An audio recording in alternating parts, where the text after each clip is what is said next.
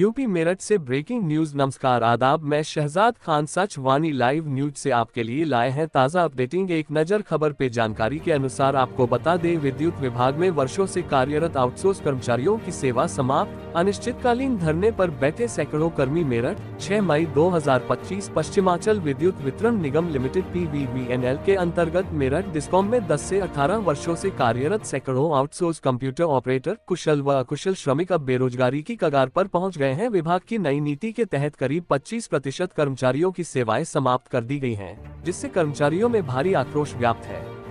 कर्मचारियों का आरोप है कि वित्तीय वर्ष 2025-26 के लिए जारी कार्यालय आदेश पत्रांक 1295 दिनांक 11 मार्च 2025 के अनुसार मेरठ क्षेत्र द्वितीय, जिसमें मेरठ व बागपत मंडल शामिल हैं, वहां कार्यरत 305 कर्मचारियों में से 77 की सेवाएं समाप्त कर दी गई हैं। वहीं पूरे पश्चिमांचल क्षेत्र में 1267 पदों में से 317 को समाप्त कर केवल 950 कर्मचारियों को ही सेवा में बनाए रखने का निर्देश दिया गया है। कर्मचारियों का ये भी कहना है कि पहले ही उन्हें बहुत कम वेतन 9,000 से 15,000 रुपए पर काम करना पड़ रहा था। अब उन्हें प्रति माह लगभग 5,000 रुपए और कम वेतन देने की बात की जा रही है, जिससे उनका जीवनयापन और कठिन हो जाएगा।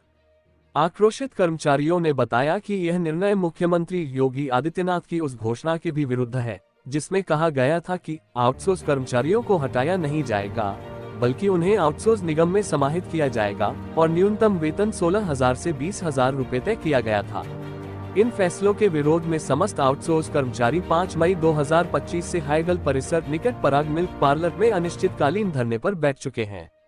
उनका कहना है कि यदि उन्हें हटाया गया तो उनका परिवार आत्मदाह जैसी स्थिति में आ जाएगा, क्योंकि इतने वर्षों बाद नई नौकरी मिलना बेहद कठिन है।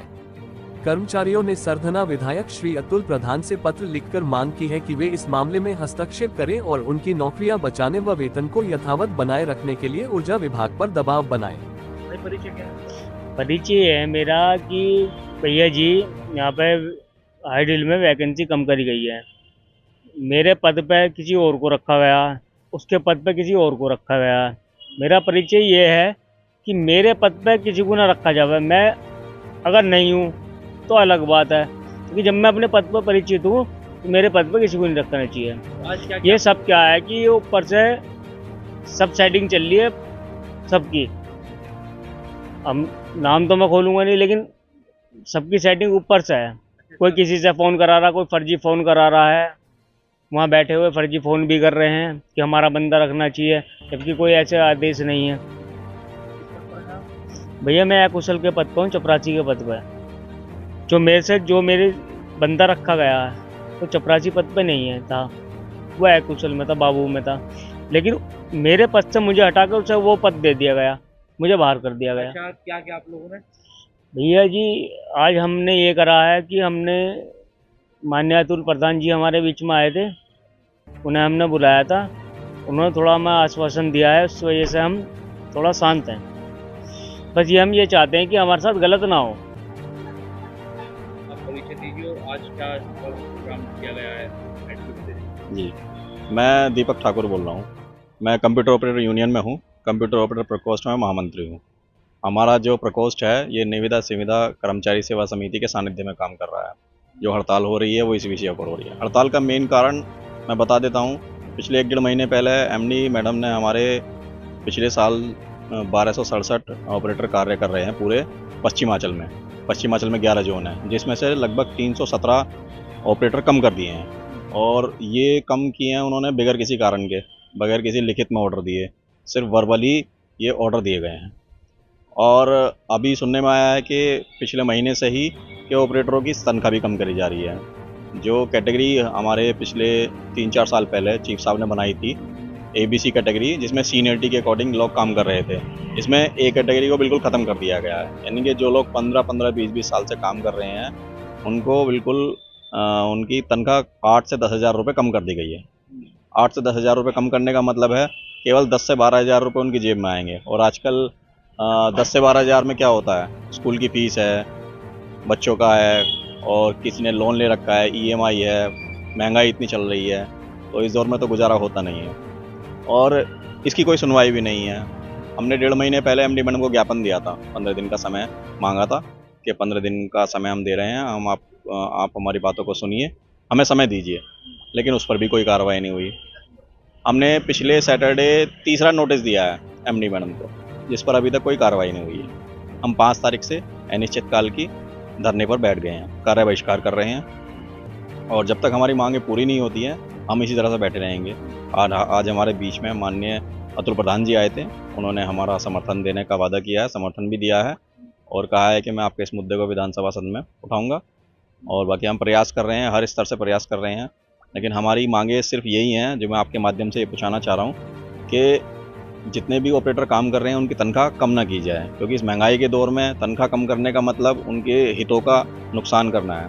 और दूसरी चीज़, जो 15-15, 10-10, 20-20 साल से काम कर रहे हैं उनको एकदम ना हटाया जाए, उनको किसी न किसी रिप्लेसमेंट में कुछ और पद दिया जाए, लेकिन उनको हटाया ना जाए किसी भी तरीके से। अच्छा, ये बताइए, ये ऐसा हो क्यों रहा है? क्या रीजन क्या मान रहे हैं? रीज़न जितना मैं समझ पा रहा हूँ, मैं पिछले 15 से 20 साल से काम कर रहा हूँ इस विभाग में, जितना मैं समझ पा रहा हूँ, ऊपर से एक तो प्राइवेटाइजेशन हो रहा है, निजीकरण हो रहा है। निजीकरण एक अलग चीज़ हो गई, लेकिन हमारा पश्चिमांचल में सबसे ज़्यादा रेवेन्यू आता है, सबसे ज़्यादा प्रॉफिट निकाल कर देता है यूपी को। उसके बाद भी प्रबंधन जो चेयरमैन से ऑर्डर ये आ रहे हैं कि लॉस कम किया जाए, यानी कि जितना लॉस उनका हो रहा है, जो लॉस हो रहा है बिजली चोरी से हो रहा है, लाइन लॉसेस से हो रहा है, जो ट्रांसफार्मर चोरी हो रहे हैं उनसे हो रहा है, जो बकायेदार हैं जो बिल जमा नहीं कर रहे उनसे जो लॉस हो रहा है, वो हमारे ऑपरेटरों को हटाकर लॉस कम कर रहे हैं। जबकि लॉस कम करने के और बहुत सारे उपाय हैं, बहुत सारे तरीके हमारे समिति ने भी बताए हैं प्रबंधन को कि जिस तरीके से हम लॉस कम कर सकते हैं, लेकिन वो सिर्फ उनका शोषण कर रहे हैं जो कुछ कर नहीं सकते। उन्हें पता है कि ऑपरेटर नहीं कर सकते कुछ भी, इसलिए उनका शोषण किया जा रहा है। तो आपको ये लगता है कि खाली ऑपरेटर के ऊपर सारा भार डाला जा रहा है और दूसरे लोग भी नहीं हटाया जा रहा है? किसी को नहीं हटाया जा रहा। जितने भी आउटसोर्स कर्मी हैं, जितने भी निविदा पर कार्य कर रहे हैं, ऑपरेटर हैं, स्किल्ड हैं, अनस्किल्ड हैं, लाइनमैन हैं, जो लाइनमैनों पर काम कर रहे हैं, इतना जोखिम भरा काम करते हैं, उनका एक्सीडेंट हो जाता है, जिनको पता नहीं पूरी तरीके से पैसा भी नहीं मिलता है ठीक से। तो केवल ये जो शोषण हो रहा है सिर्फ आउटसोर्स कर्मियों पर हो रहा है। तो ये जो ऑपरेटर्स हैं ये भी आउटसोर्सिंग से आए हुए हैं? सब आउटसोर्सिंग से हैं। 15-15, 20-20 साल से विभाग में काम कर रहे हैं, अपना पूरा जीवन उन्होंने योगदान दे दिया है इसमें, उसके बाद भी यहाँ पर कोई सुनवाई नहीं है। जब कहा तो ये भी जाता है कि आउटसोर्सिंग वाले काम ज़्यादा करते हैं जो परमानेंट? बिल्कुल ज़्यादा करते हैं, बिल्कुल ज़्यादा करते हैं। परमानेंट जो ये प्रथा हो गई है विभाग में, सरकारी विभाग में, कि ऑपरेटर से ही काम लिया जाता है। जो सरकारी बाबू आता है, काम करता है, वो सिर्फ अपनी सीट पर बैठता है, उसकी सीट का पूरा काम इस टाइम ऑपरेटर देखता है।